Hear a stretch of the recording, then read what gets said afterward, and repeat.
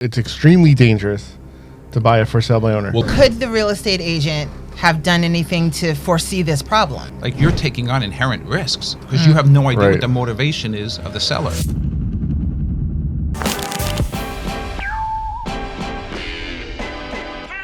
Okay, so today we're going to talk about the dangers of buying a for sale by owner. We have Ron Nadav, who Hi. is an attorney, a criminal attorney, up, Ron? correct? Criminal defense attorney.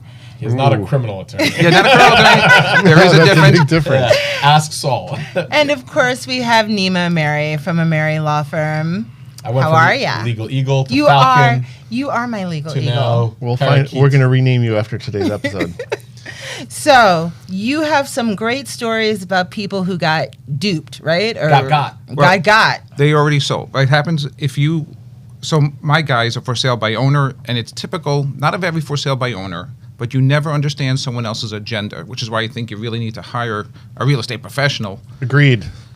Otherwise, you're going to land up, and I'll tell you the story of... I have a couple of cases now, so it's actually present. So you have cases now talking about the dangers of buying a for sale by owner. You have clients that bought a for sale by owner, had a bad lawyer. Like, what happened? Well, I do criminal defense, so I'm on the other Okay. side. I have a guy Oh, who you're is defending. Yeah, I'm Okay. defending. So you're defending the criminals. Yes. Got it. Tell us.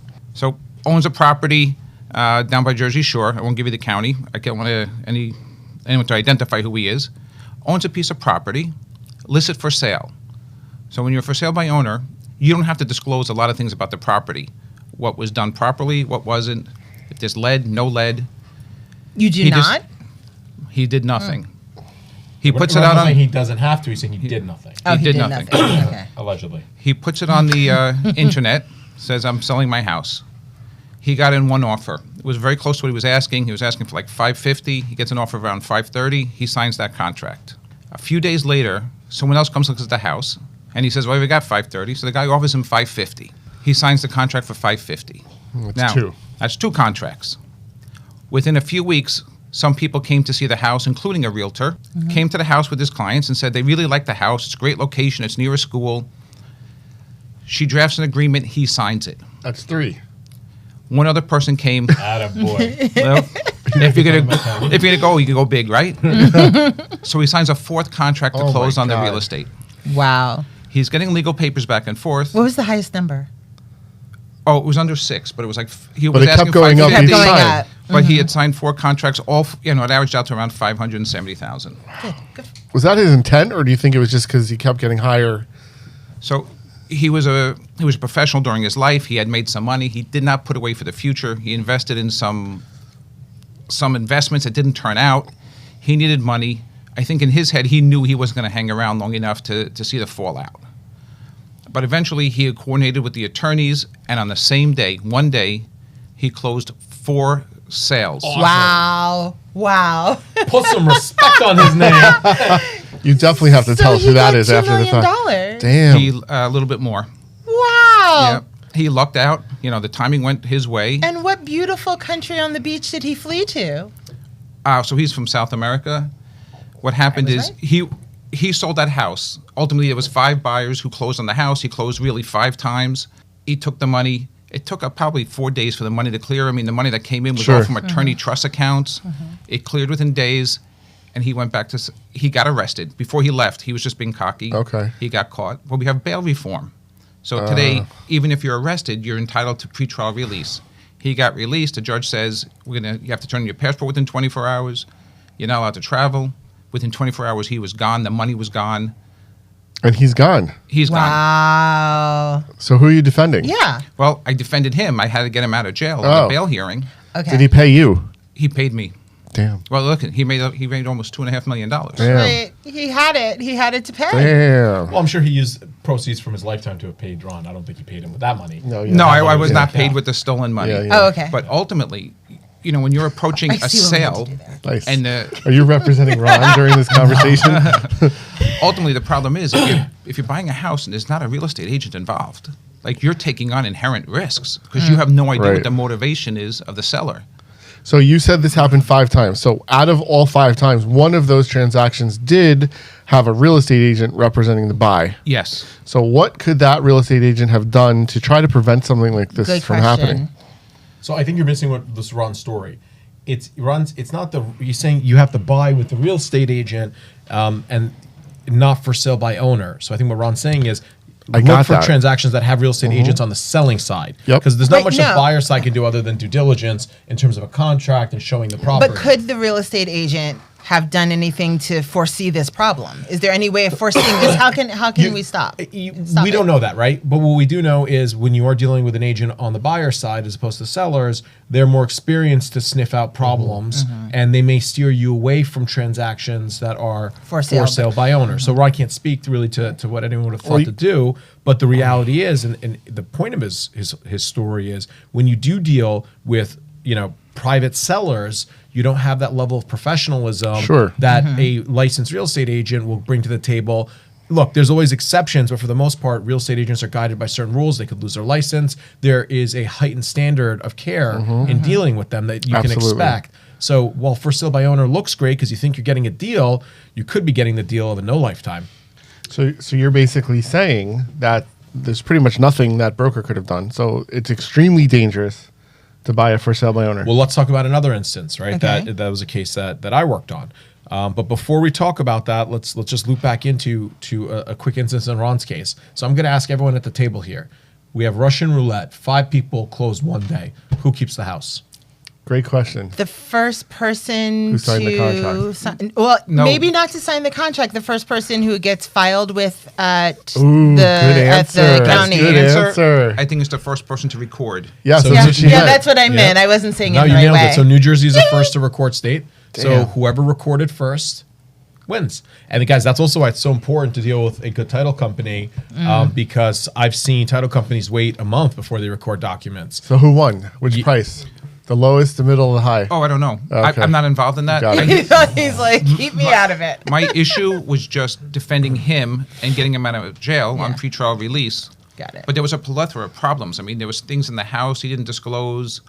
There was like an underground tank he didn't disclose. He kept Which is the saying, least of, I think. Yeah, right. well, I don't know. I mean, I feel bad for all the victims involved. So I've been doing real estate for over 20 plus years, and I've never really thought of buying a quote unquote off market or for sale by owner property as a dangerous situation. well, so let's this is a talk big about it. deal. Just really It's quickly, appealing. just for all of our listeners out there, the first to record, what exactly does that mean? Mortgage, you tell it me. means you're the first person to record.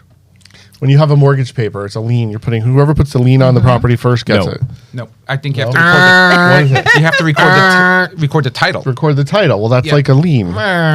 So putting it in with the county Yeah. or with the municipality. It has to I be- know what it is. Just it's a tell it. Give us timestamp. the Give us the real give thing. us the real version. This is a lot more entertaining.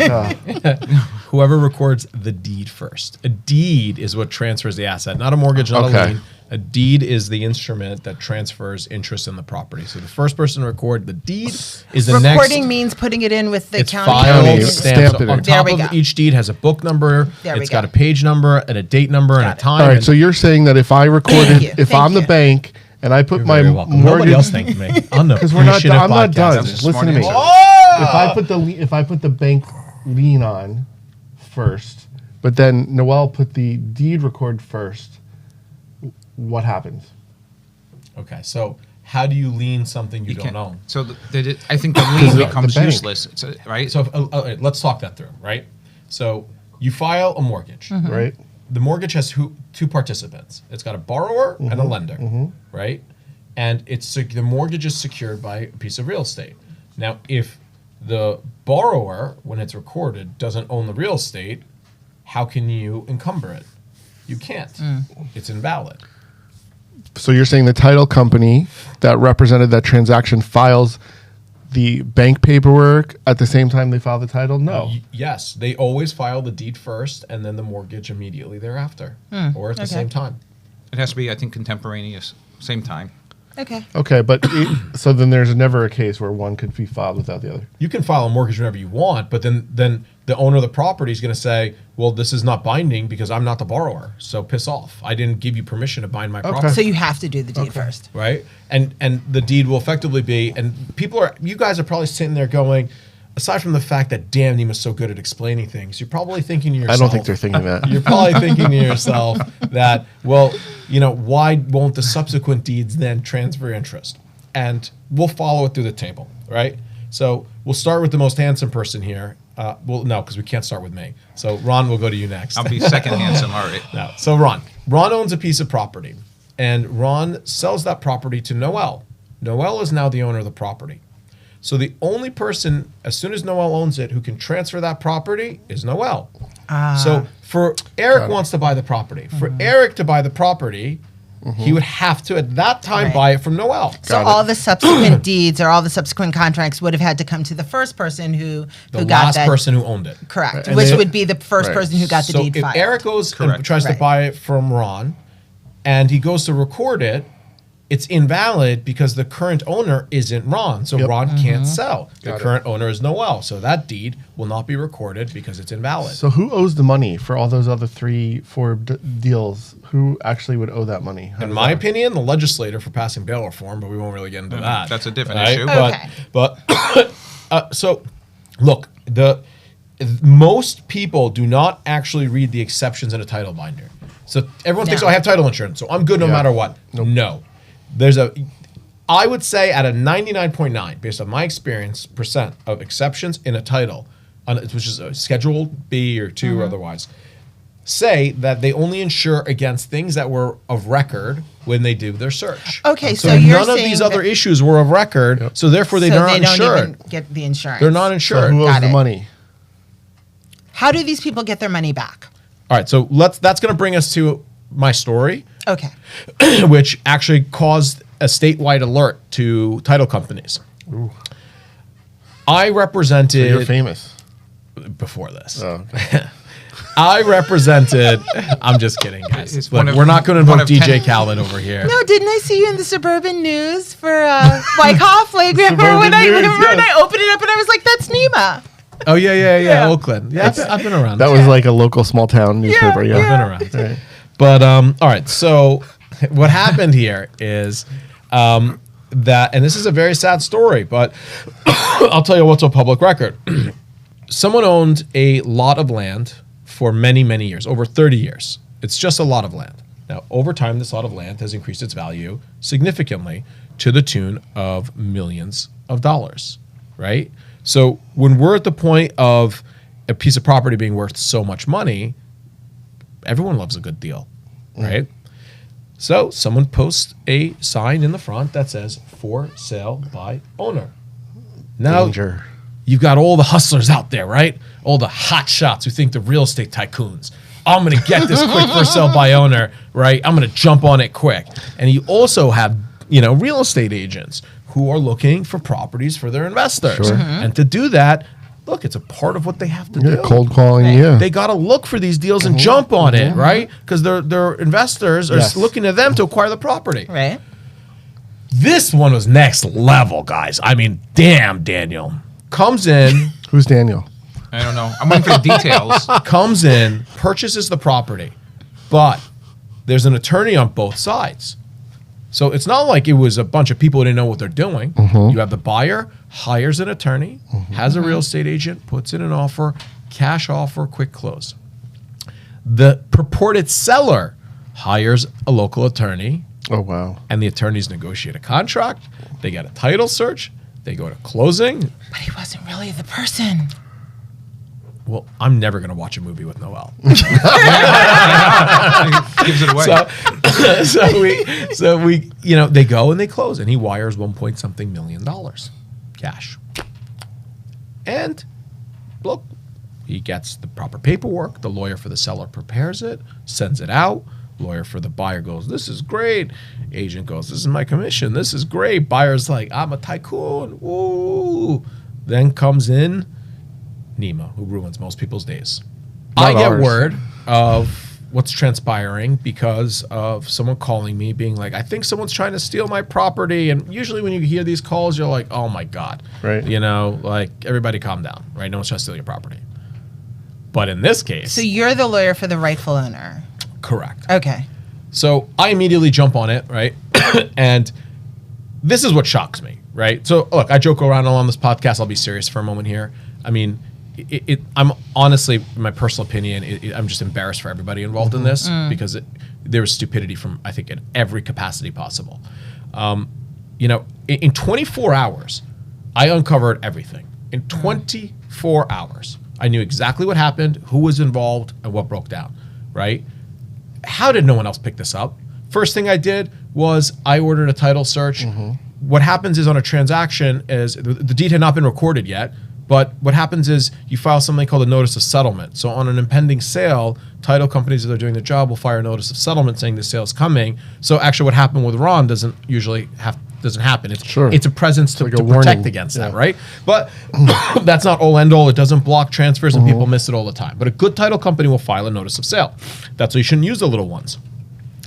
Notice of sales filed. I find out who the title company is. I contact the title company. We loop around. I contact the selling agent who's like, wait, what is happening? I telling me that he's spoken to the seller multiple times. She's a sweet old lady. She's living in Texas. And that, she's selling this property and she wants to buy a ranch and she's there and needs the money for a ranch and she calls all the time. And I'm sitting there, and as he's telling me this story, and he's a great guy, very nice guy, right? But I'm thinking to myself, bro, really? So an old woman in Texas you've never met calls your office all the time? The sweet old woman is not really a sweet old woman. It's some person who's... It's a man with a voice machine. Right. It's some nefarious person.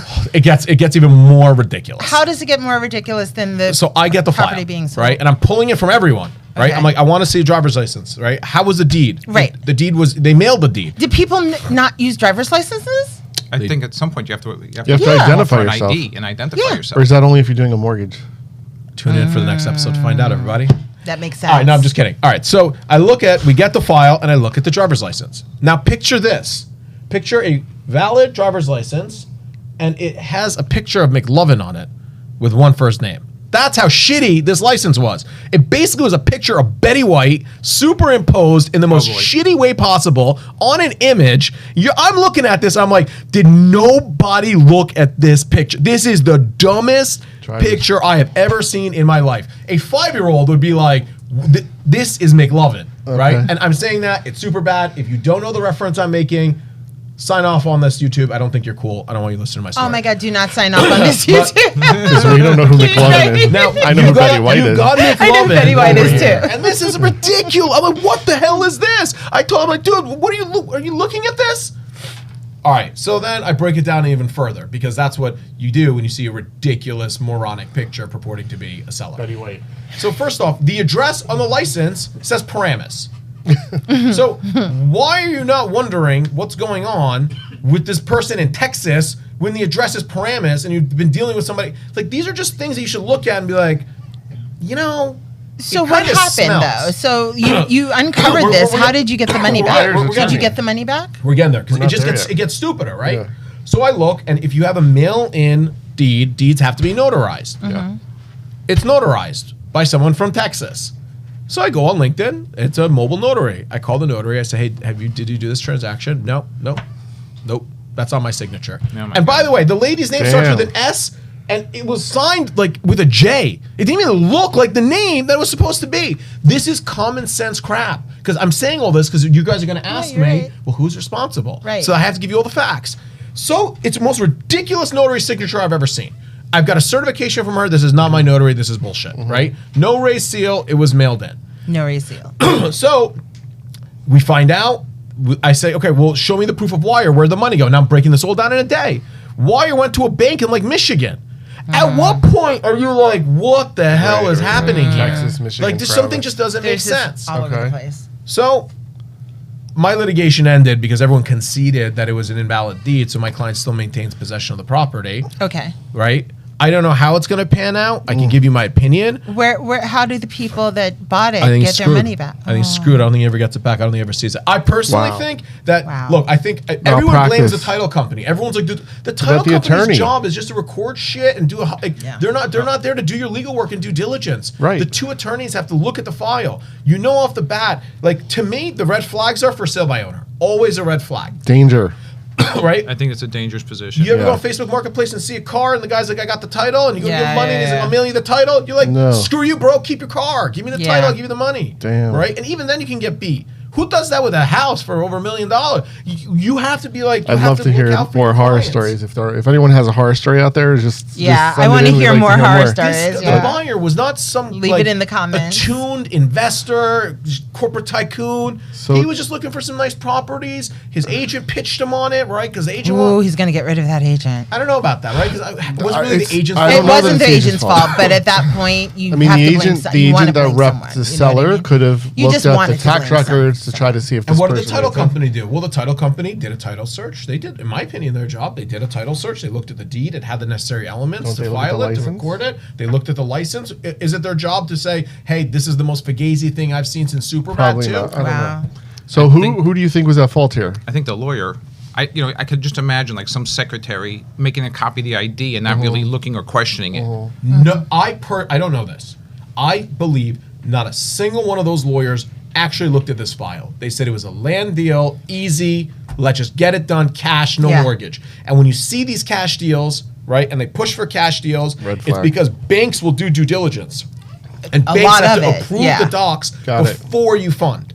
So you will see a lot of fraud on sellers who insist on cash because banks have their own level of due diligence. And we had a bank guy on the podcast. It'd be a great thing to scoop in and talk to him about why banks are also important on protecting your asset. Because banks record mortgages, so they want to make sure their interests are protected. And honestly, you do too, because if you get a judgment or something, banks got first position. So debt's not necessarily a bad thing. We'll talk about that later. So what would you have done differently to catch this situation, besides looking at the ID? First off, my superb mental abilities would have prevented this from happening at the inception, right? It's a combination, right? It's a for sale by owner, and it's somebody who wants a cash now deal. Okay. So red flag, for sale by owner, throw cash on top of that, double red flag, lives in another state that's not the state you're selling in, triple red flag. Too good to be true? It probably is. You're getting catfished by 40-year-old Damn, Daniel. She's not a 30-year-old. So this is all crazy. It's not. You know, it's more common than you think. I have probably a dozen criminal cases that involve real estate scams at one end or the other. And it's more common, and I think it's going to happen more and more because it's a real gain. Like sometimes people commit a crime like a shoplifting. You can make a few $100s. But in real estate, you can commit the same crime, same energy, and actually, if you're lucky, you get away with hundreds of thousands of dollars. Or millions. Now, these are jailable offenses, right? They're jailable offenses. However, in the prosecutor always has to balance out someone's ability to make restitution because there's a victim who suffered a real loss. Sure. But sometimes, like, you're in the defense side of the case and you agree, look, you got away with a few $1 million. You said you lost at gambling, so you're going to pay back restitution at $2,000 a month. $1,000 a month. We'll come back to court a few years from now and we'll re-argue even the $2,000. We're going to say now he can't get a job. He's a felon. He's been convicted. He can't earn that kind of money. So really, it's crime pays in this case. I will tell you this. I think New Jersey became a great place to commit crimes once bail reform came into play because there's really no consequence. You commit a crime, especially you come from like a third world country, you come to New Jersey, you commit these crimes, they're selling properties that they don't even own. It's crazy. Right? Yeah. What happens if you get caught? You go to jail, you get processed, you get released. And you run. You take the money, you go back to your country, you live like a king. So your legal team, your real estate agent, your title company, they're all so important in this.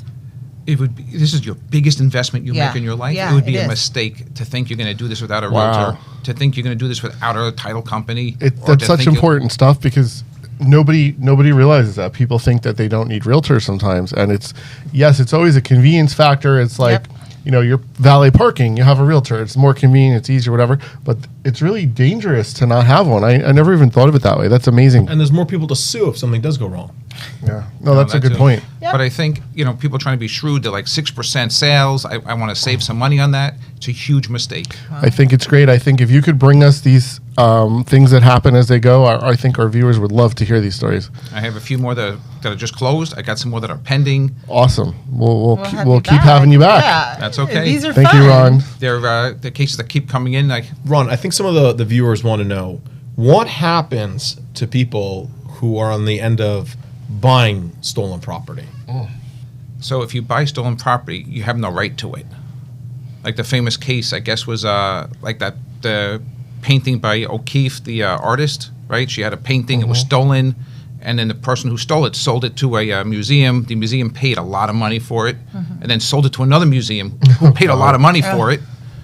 And then ultimately, all of the transactions were useless. Same thing with property. You buy a property and it's not from the owner, you lose. Wow. And isn't it criminal, depending on intent, acquiring stolen property too? Well, if you knew there was a problem, like if there's, so it's constructive, right? You don't have to have actual knowledge, but if you knew or should have known, then you're liable. Like Betty White being on an ID card? When I tell you, like, to me, and all right, I made a lot of humor out of it because I think it's fun.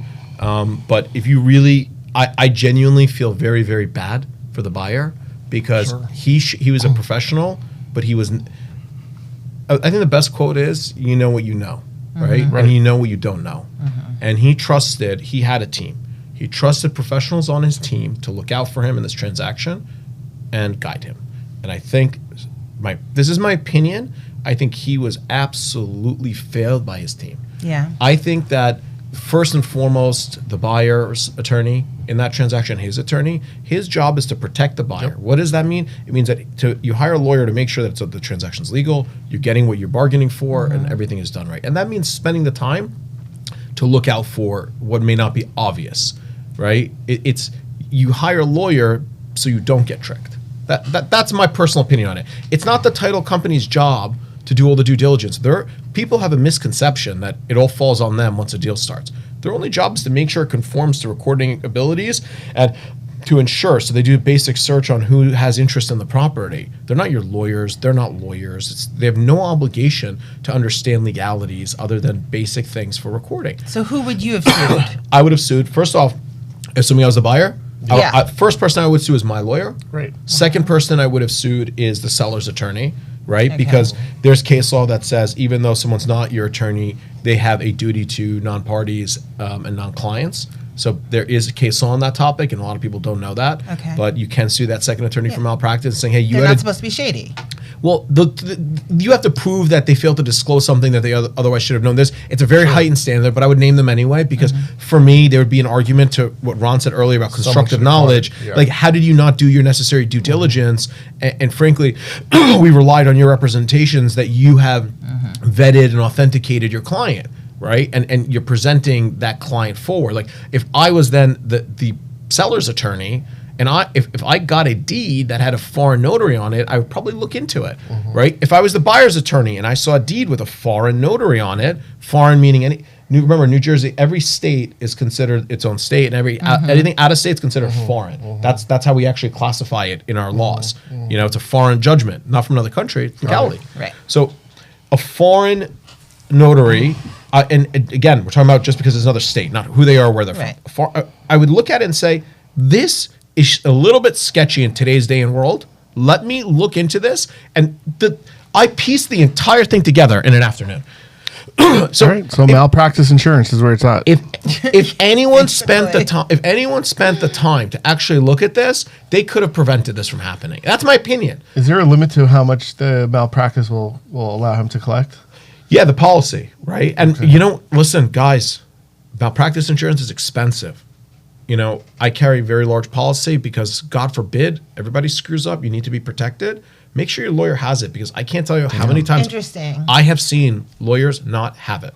And people operate. Is it not required? It is under the rules of professional conduct. I believe it's required. So how do you ask?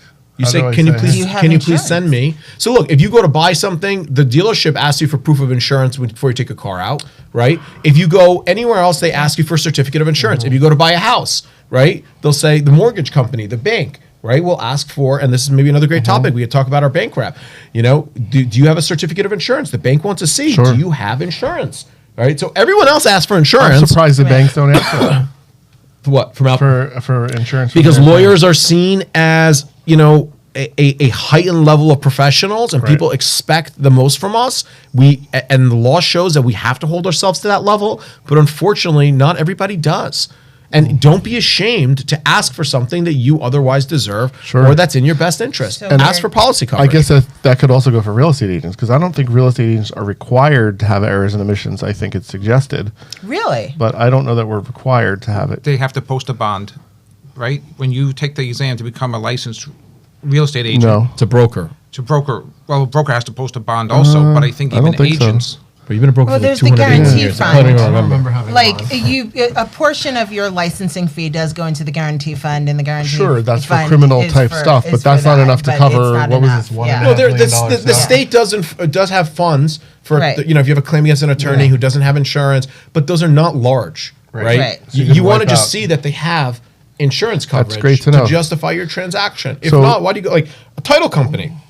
You could ask what's their underwriter's policy. I've done transactions, when it's over $100 million, banks will say, okay, you picked your title company, but show me the underwriter's coverage and policy, because if a claim happens and it's a big nut, the underwriter, the title There's company your can nut. go underwater, right? And once it goes underwater, where are you going to get the money from? You need to know that there is money if there's a problem to go after. This is really, I've been doing this for over 20 years. Never have I thought to check my attorney's insurance policy. When So, we thank got you for my husband's property, we didn't check yours, but I believe you. I trust I sent you. it to him. Oh, you did? No, I didn't. All right, guys. So we're suing everyone. Hopefully, they get their money Had your back. wife- Don't buy a Had for children. sale. Don't buy a for sale by owner. For watching this episode. Now, don't forget to like, subscribe, and leave a comment. And we'll see you next time.